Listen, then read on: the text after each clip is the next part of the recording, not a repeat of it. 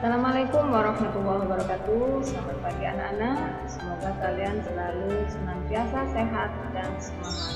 Hari ini kita akan belajar IPA, yaitu tentang perkembangbiakan tumbuhan. Masih ingatkah kalian apa itu yang dinamakan berkembangbiak? Oke, berkembangbiak adalah kemampuan organisme untuk mendapatkan pertumbuhan. Perkembangbiakan tumbuhan yang hari ini kita bahas yaitu ada dua macam. Yang pertama, perkembangbiakan vegetatif. Apa itu? Yaitu perkembangbiakan secara tak kawin. Dan yang kedua adalah perkembangbiakan secara generatif atau disebut juga perkembangbiakan secara kawin. Hari ini yang kita bahas adalah perkembangbiakan secara vegetatif, yaitu perkembangbiakan tumbuhan yang hanya melibatkan satu induk saja. Bisa juga dikatakan sebagai perkembangbiakan secara tak kawin. Perkembangbiakan vegetatif itu ada dua, ada vegetatif alami dan vegetatif buatan.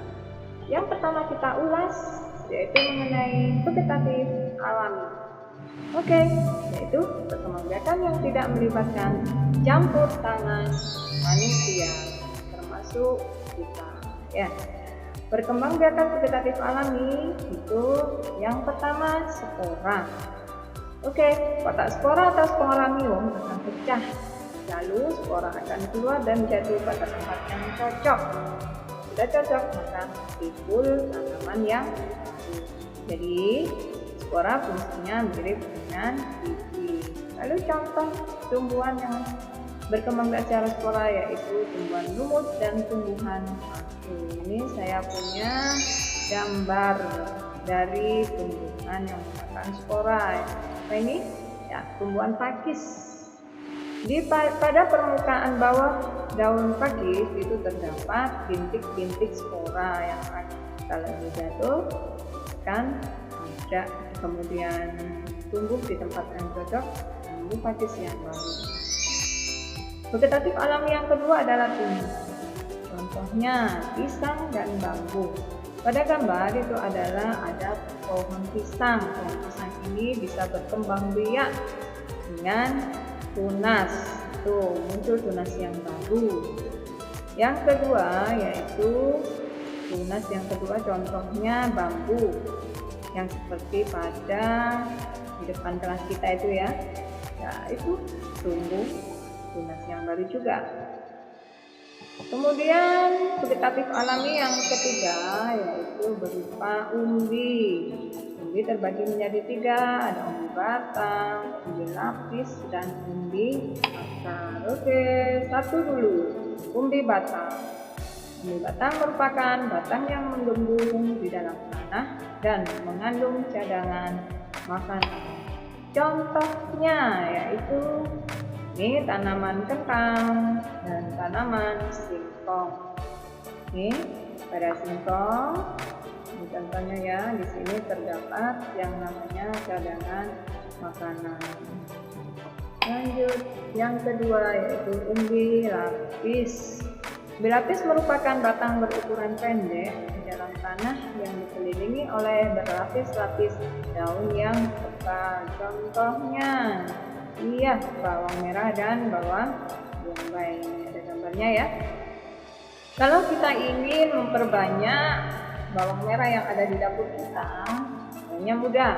Cukup kita ambil beberapa siung, lalu taruh di media tanah. Ya, tunggu beberapa saat akan tumbuh bawang-bawang yang baru lagi. Yang ketiga, umbi akar, contohnya lobak dan wortel. Ini Budi punya tanaman lobak.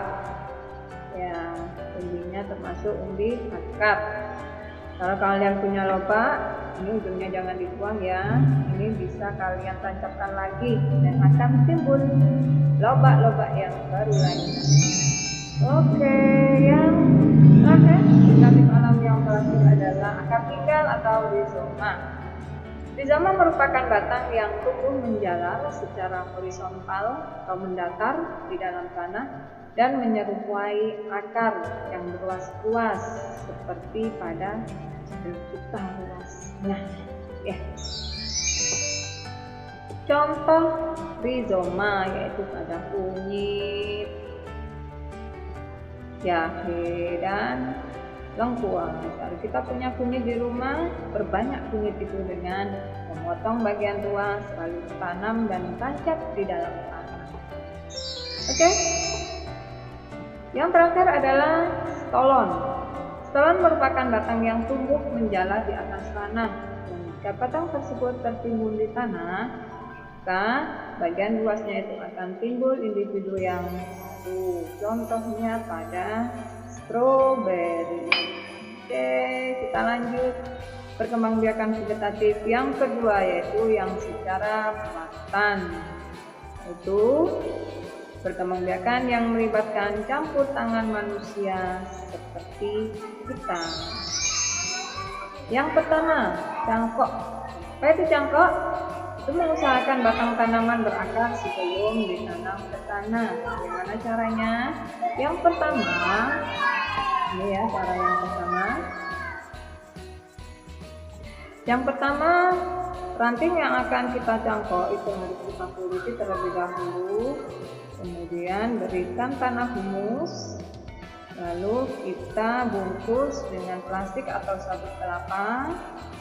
Kemudian kita tali. Tunggu beberapa saat, 1 atau 2 bulan akan timbul akar di dalam ini. Kemudian kita potong, lalu kita tanam.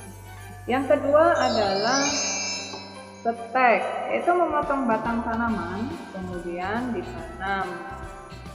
Ya, contohnya pada singkong dan mawar. Caranya kita ambil batang singkong, lalu kita potong melintang, lalu kita tancapkan ke tanah. Tunggu beberapa saat, 1 minggu kira-kira ya, akan timbul akar dan tumbuhlah tanaman yang baru.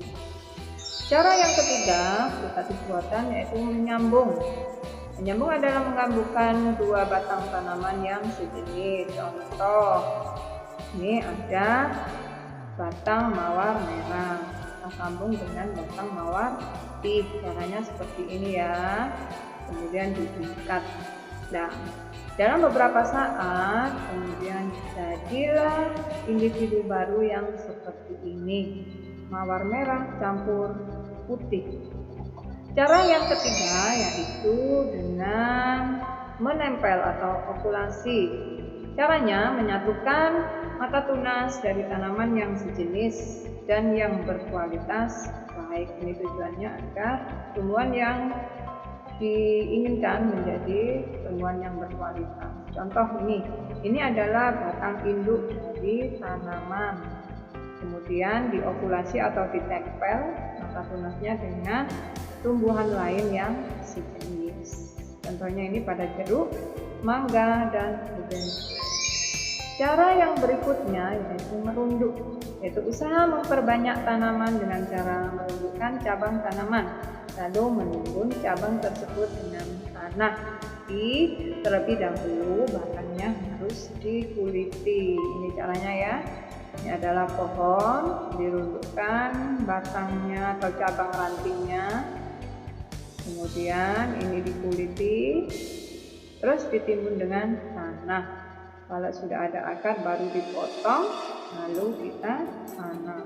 Contohnya adalah apel dan stroberi.